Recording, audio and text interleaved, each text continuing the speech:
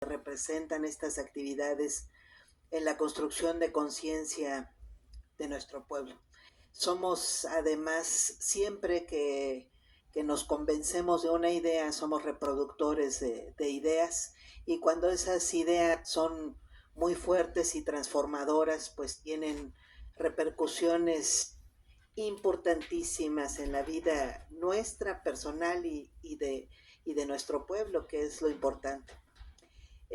Yo quisiera comentarles, bueno, aquí participamos con mucho gusto, es efectivamente una gran revista, no se visualizaba que tan pronto iba nuevamente a entrar a debate este tema, porque finalmente cuando se publica, más bien cuando se integran estos materiales, ya se había votado en el Congreso de la Unión la reforma, entonces se escribe una serie de reflexiones respecto de una reforma votada. Es más, se votó una reforma, una iniciativa que primero presentó el presidente y hizo suya varios grupos parlamentarios en el Senado y en la Cámara de Diputados, y posteriormente se vota una iniciativa de reforma legal ya secundaria, y las dos son rechazadas porque no se logra una mayoría, y una mayoría calificada para la constitucional, y una mayoría tampoco para la legislativa. Me está recordando algo más importante aquí el senador. No se logra la mayoría calificada para la constitucional, y sí se aprueba la electoral, que posteriormente es suspendida por los ministros de la Suprema Corte de Justicia, y está a debate en los próximos meses. Quería evadir ese punto. Pero fíjense qué importante este tema, porque finalmente pues es parte efectivamente de la nueva agenda de reformas fundamental, porque además es la agenda del país, es la agenda de los problemas del país, no es la agenda de un grupo parlamentario, no es la agenda de un presidente, sino es la agenda de los problemas del país. Y vista desde esa perspectiva, fíjense que junto con las iniciativas, o más bien las iniciativas votadas, porque son leyes vigentes en este momento, nada más fue rechazada, me parece, la electoral y la de comunicación social. Y hay 11 leyes más que están a debate en la Suprema Corte de Justicia de la Nación, que serán votadas por el Pleno. La electoral no, porque fue suspendida y fue declarada inconstitucional, pero las demás sí estarán a debate en los próximos meses. De hecho, ya están agendados 5 temas, ya están agendados para el mes de abril. Entonces viene un debate muy importante, y viene esta parte que es un debate que se va a detonar o va a concluir ahí en la Suprema Corte, pero el más importante pues sucede afuera de la Suprema Corte, y tiene que ver con todos estos temas. Y en ese debate pues se ha puesto en la mesa de manera muy importante pues el tema de la propia reforma del Poder Judicial de la Federación. Entonces yo quisiera referirme un poquito a esta parte de la reforma electoral, no porque finalmente va a volverse a votar.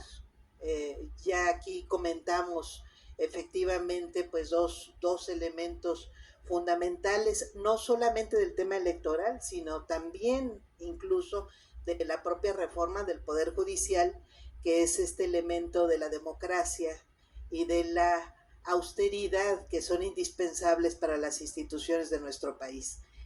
En cuanto al tema de la reforma del Poder Judicial de la Federación, que se ha concentrado en la posibilidad de elegir la forma en la que se designan ministros y ministras, que se ha propuesto que sea vía la elección popular. Ahí incluso meses antes, bueno, el presidente ha estado impulsando esta reforma, pero meses antes, pues mucha gente nos hemos también pronunciado por esta posibilidad. De hecho, justamente en los debates que se tuvieron, que el Senado tuvo para la designación de los últimos ministros y ministras, no solamente en mi caso, sino incluso en los anteriores, pues ha sido un tema a discusión en el propio poder legislativo. Y sí quise yo pronunciarme muy claramente porque creo que hay mucha mentira alrededor del tema de qué puede suceder, qué cosas tan graves pueden suceder si se eligen por el voto popular a ministros y ministras, a magistrados y magistradas, a jueces y juezas del Poder Judicial. Entonces, por eso es que quise abordar el tema muy abiertamente y lo vamos a seguir abordando porque además lo siguen preguntando en la prensa y yo creo que se pensaba que íbamos a dejar de abordarlo porque ya nos habíamos integrado al Poder Judicial. En algunos casos, algunos ministros sí han dejado de o no quieren hablar del tema. Pues en mi caso, yo he asumido y creo que debo manifestarlo, que si bien estoy impedida para pronunciarme abiertamente de temas que puedan ser parte del voto dentro de la propia Corte, eso no significa que deba ser indiferente a los problemas del país y tampoco significa que deba ser hipócrita sobre temas en los que es muy importante opinar, pero además en los que ya he opinado, en este caso de la propia elección. Entonces, fíjense que ya en aquellos debates en el Congreso hablábamos de que hay varios países que no les ha pasado absolutamente nada cuando ya han votado a través de su voto popular por ministros, ministras o integrantes de sus altos tribunales. Uno de ellos está en América Latina, que es Bolivia, que no ha dejado de hacerlo, tiene ya una regularidad institucional al respecto, pero hemos sabido de otros casos que son muy interesantes porque luego desdeñan los casos de América Latina como si fueran menores, ¿no? O representaran menos en términos de la democracia que hemos ido consolidando, logrando y consolidando en algunos países de manera accidentada, en otros porque tenemos siempre una amenaza latente que son los grandes autoritarismos de derecha que amenazan estas democracias. Y tenemos además latentes también algunos intervencionismos que apoyan esas amenazas.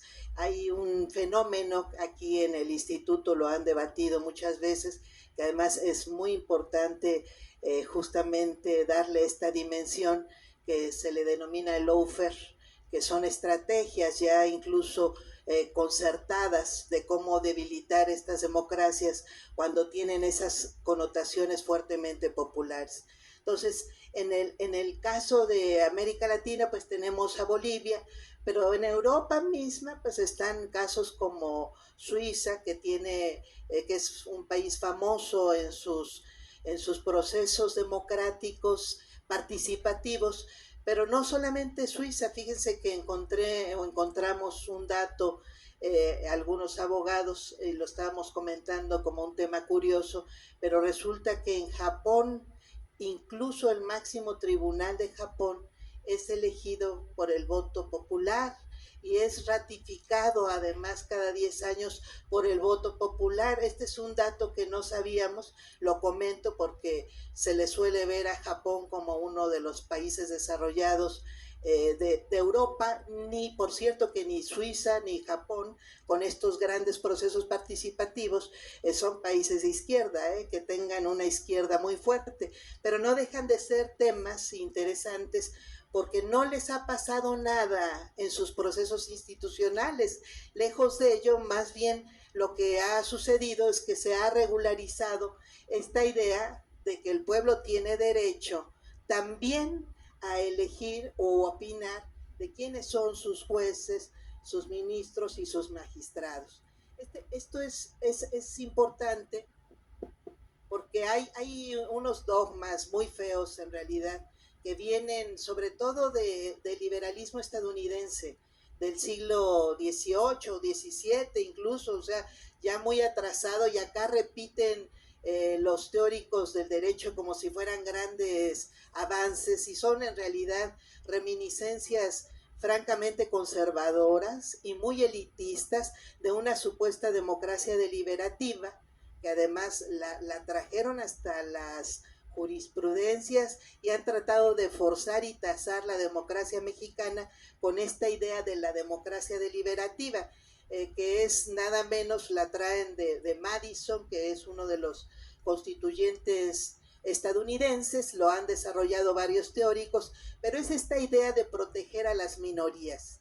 En realidad, y lo confiesan varios de los teóricos liberales, no era proteger a las minorías, era proteger a la minoría propietaria que acumulaba y se veía amenazada de la democracia en Estados Unidos y en Europa, con el avance y el contacto de las ideas liberales con las ideas democráticas. Se sentían amenazados cuando pensaban cómo va a votar toda la gente, es la chusma, y decían, tienen frases textuales terribles que dicen, si votan nos van a quitar nuestras propiedades. Dice Adam Smith en alguna de sus frases de su libro, que tiene una parte en realidad muy interesante y hasta bonita de inspiración ética, de un poco la necesidad de distribuir riqueza, pero se detiene en un momento en que dice, no, no puede, en los poderes judiciales no pueden estar integrados por integrantes del pueblo, tienen que tener grandes personajes que hayan estudiado mucho. El estudio siempre suele ser un gran pretexto de elitización de órganos. En el caso del Poder Judicial ha sido el fundamental.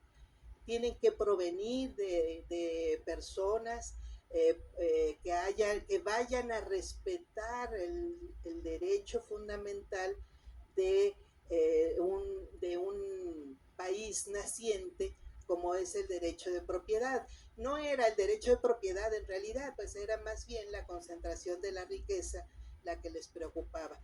Y incluso dicen, nos pueden quitar, la gente del pueblo es envidiosa porque no tiene nada, nos van a quitar nuestra riqueza. Esa fue siempre la gran preocupación. Entonces yo digo, en un momento en el que, si bien respetamos, por supuesto que respetamos el derecho de propiedad, también hemos reivindicado la necesidad de que no se concentre esa propiedad en unas cuantas manos, porque es necesario, porque la propiedad, y no la propiedad, sino la riqueza es una sola. Los recursos disponibles son unos solos y los necesitamos todos.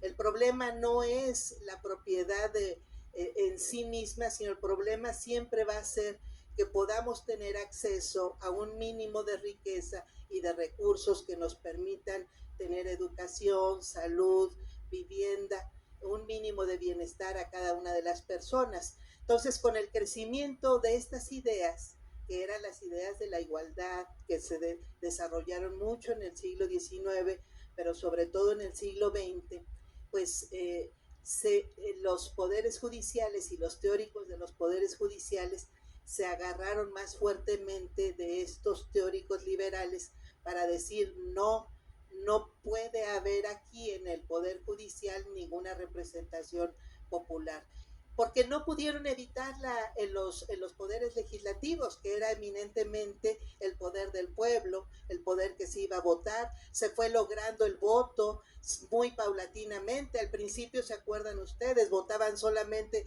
las personas que tenían riqueza. Justamente en nuestro país tuvimos también esas normas. Con dos constituciones conservadoras se pedía, era requisito tener un mínimo de una renta, es decir, un ingreso determinado para poder votar. Y fue nuestra Constitución de 1917 la que le da el voto a todas las personas, independientemente de su riqueza, pero también independientemente de que supieran leer y escribir, porque esa también fue un gran freno en el siglo XIX. No logramos todavía en el XVII el voto para las mujeres, lo logramos en 1953, pero finalmente ahora, ¿quién duda que personas, todas las personas con la única condición de los 18 años, tengamos derecho a votar, a opinar e incluso a postularnos, si eso es lo que pudiéramos creer que le puede dar algún tipo de servicio? Mucha gente no tiene esa concepción, pero muchos sí creemos que pudiera alguien creer que es buen candidato porque puede darle algún tipo de servicio a un poder legislativo, a un poder judicial, a un poder ejecutivo. Entonces tenemos actualmente esa concepción igualitaria. Entonces parte del tema, pues, de los poderes judiciales son reminiscencias de por qué no acercarlo, y el temor es ese. Entonces hay una contradicción muy grande cuando decimos nuestra concepción democrática es igualitaria. Consideramos, porque lo dice la Constitución mexicana, que cada una y cada uno de las personas, mujeres, hombres, niños, adultos mayores, niños, tenemos un elemento fundamental que nos hace iguales, que es la dignidad, y por eso se nos reconocen derechos humanos absolutamente a todas y a todos.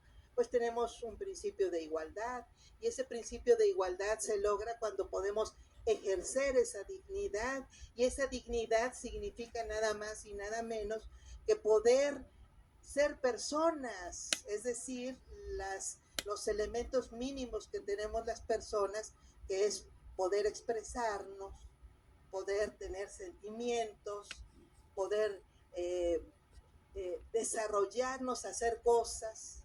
Y hay un historiador que falleció hace muy poco que lo resumía en 4 verbos, que era ahí se me está yendo el nombre, eh, que nos decía que la dignidad consistía en poder hablar, sentir, pensar y hacer, que son los 4 elementos, los 4 verbos que implican ser personas.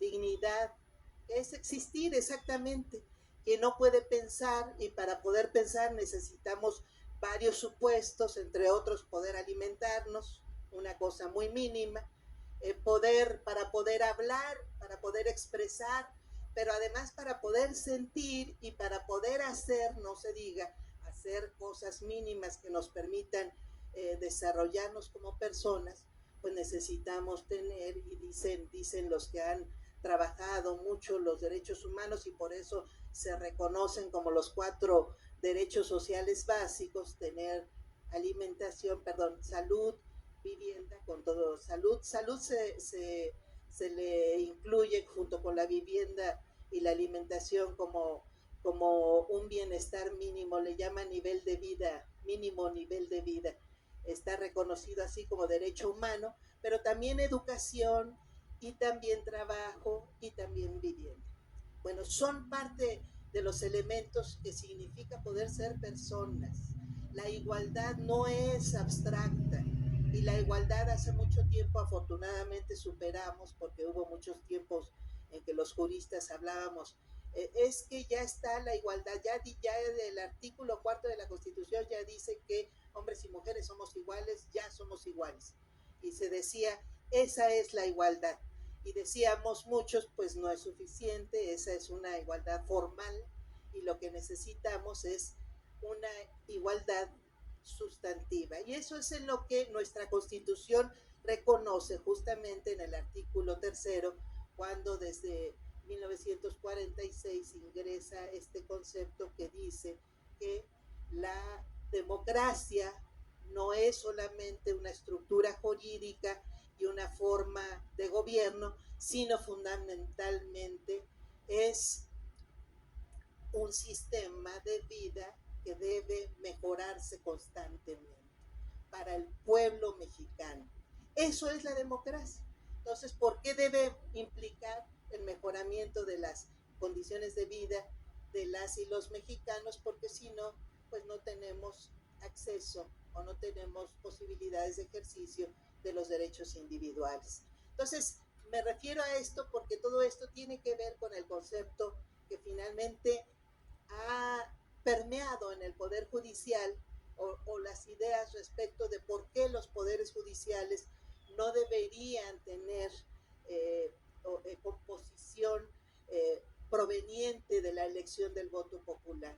Entonces dice, hay unas minorías que deben ser protegidas. Yo hago evidente estas ideas de Adam Smith y otros liberales, y ahora nadie las confiesa porque son políticamente incorrectas, pero en realidad se referían a esas protecciones y por eso decían, si deja de ser constituido por una élite determinada, por un conjunto de personas distinguidas, que, pero además hasta lo escribieron, que por separados, apartados del pueblo y con la concepción de que no importa lo que el pueblo piense, ustedes resuelven lo que deban resolver para proteger a esas minorías, así tal cual.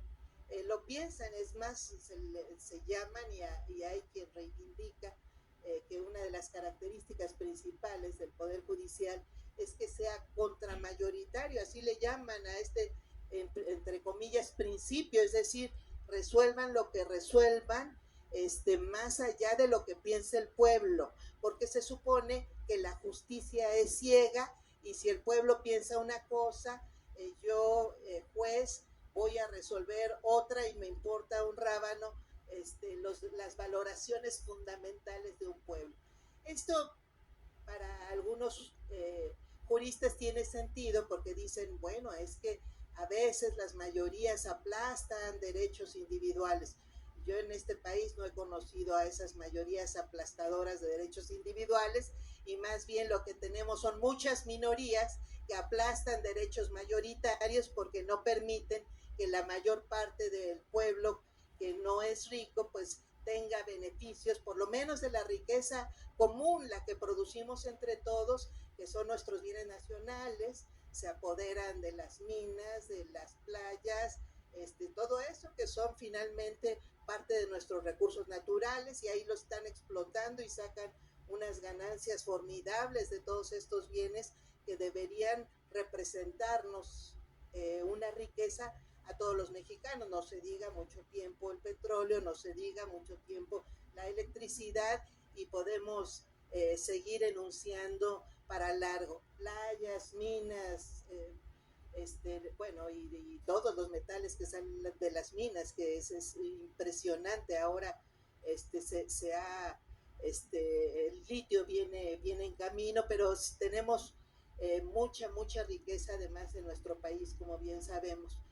La vegetación y la agricultura es parte también de esa riqueza, etcétera, etcétera. Entonces, yo lo que digo es, pues justamente por eso es que debe intervenir pues el pueblo en su votación popular para saber, uno, quiénes son los jueces, quién conoce en este país a los jueces. Ustedes saben quiénes son, nos enteramos cuando hacen algo indebido, que ya soltaron a no sé quién, que ya le regresaron a Salinas sus los recursos después de que salió de la cárcel, los recursos por los cuales se le declaró culpable de haber desviado recursos públicos. Bueno, y por temas de corrupción hay una larguísima fila, que ya Lozoya está afuera. Nos enteramos y de los nombres de los jueces muy efímeramente, no solemos saber quiénes son.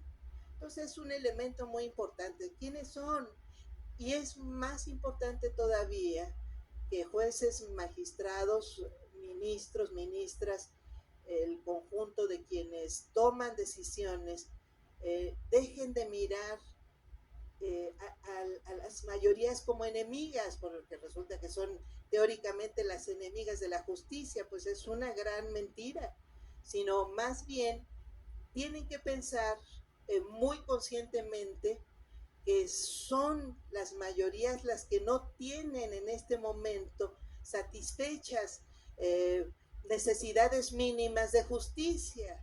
Y empezamos por estas que comentábamos, que son las materiales. Y por eso no son cosas ajenas, porque antes se decía, no, no, no, el derecho es otra cosa. El gobierno es el que debe ver por los temas de justicia social.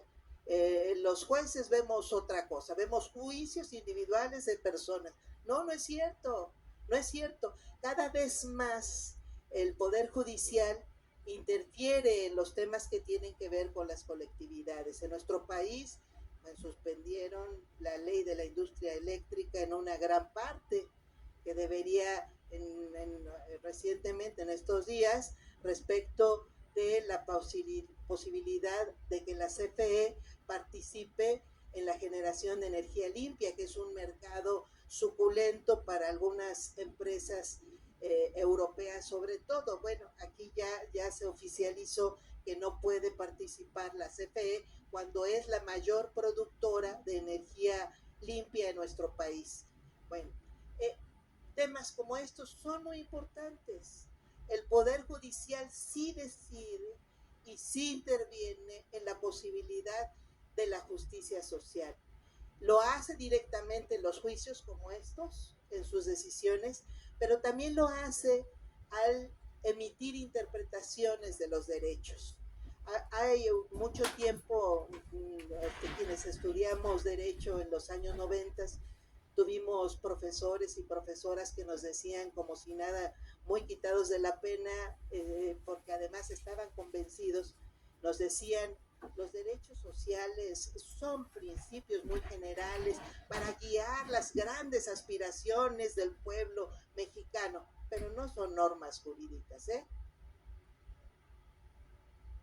Letra muerta, y teníamos que estar resignados a que así fuera. Es que son, es que son muy abstractos, es que son muy generales, es que plantean intereses difusos, es que las colectividades tales como los trabajadores no son iguales, no son idénticos, no están homologados, ¿no? Dice que estoy arremedando a alguien, no es, ¿no? Pero lo he oído esos discursos y seguro que ustedes también. Entonces estos temas se planteaban incluso como de, efectivamente, como de temas de conocimiento, entre comillas, todos sabían que no eran para aplicarse.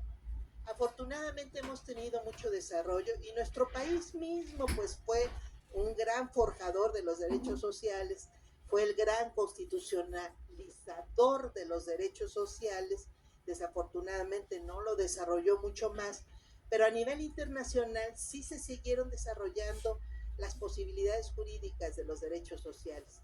Y en los años 60 nuestro país firmó hasta los años 80 el Pacto Internacional de los Derechos Económicos, Sociales y Culturales, y a partir de ahí pues se han emitido criterios muy interesantes, uno que es formidable, que entró en el artículo primero de la Constitución como un principio general, pero que en realidad estaba pensado exclusivamente para los derechos sociales, es el que llamamos principio de progresividad, que por cierto se encuentra en las iniciativas que se están planteando y que están a debate, e incluso ya en alguna parte de las reformas que las últimas dos legislaturas han aprobado. Ingresaron ya el principio de progresividad que dice que no se podrán ejercer menos recursos para un derecho social en el siguiente año.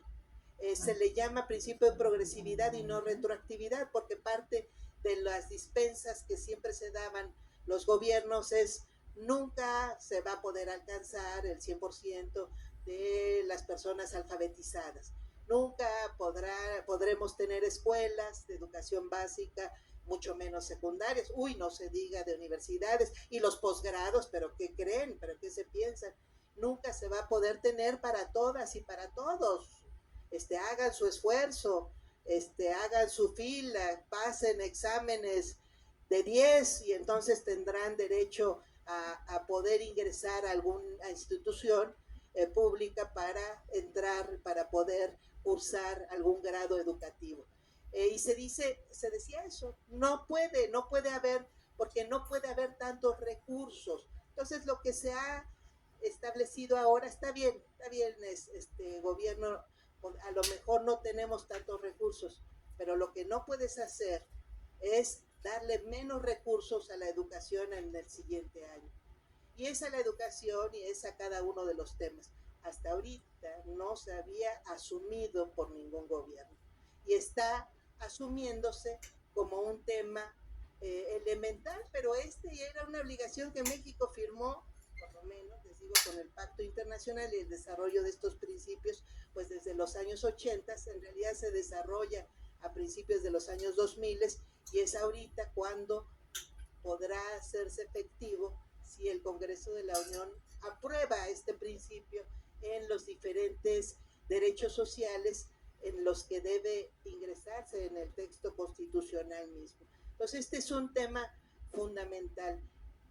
Ya los derechos sociales no son letra muerta. Ya la justicia social no son vagas aspiraciones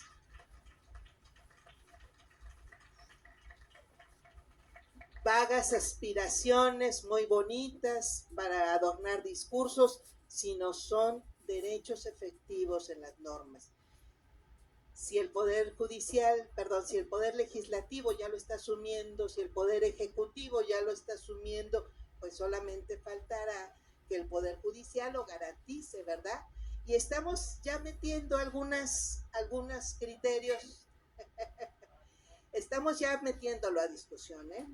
Ya no vamos a esperar a que esté en la Constitución, porque si en algo los principios de convencionalidad que tanto le gusta alegar al Poder Judicial, si en algo sirven, son justamente por las bondades que sí han tenido en los derechos sociales, en regular los derechos sociales. Lo estamos poniendo ya a discusión estos temas, pero no es en sentencias individuales donde se va a resolver, sí es donde se va a terminar garantizando y sí es también sin estorbar en interpretaciones que lo obstruyan, donde va a poderse hacer finalmente efectivo. Entonces, como miran ustedes, pues las transformaciones sociales, pues participamos todos, participamos pueblo, y participamos pueblo haciendo distintas nuestras instituciones, porque si no, no llegan esas transformaciones y lo más importante, no se quedan.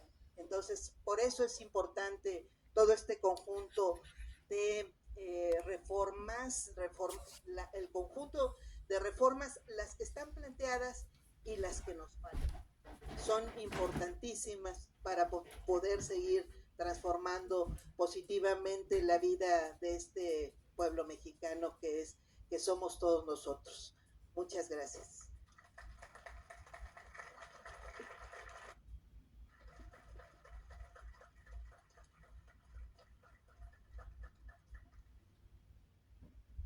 Compañeras, muchas gracias tanto a César Cravioto, a la compañera Lenia Batres y por supuesto al presidente del instituto, Rafael Barajas El Fisgón. Yo no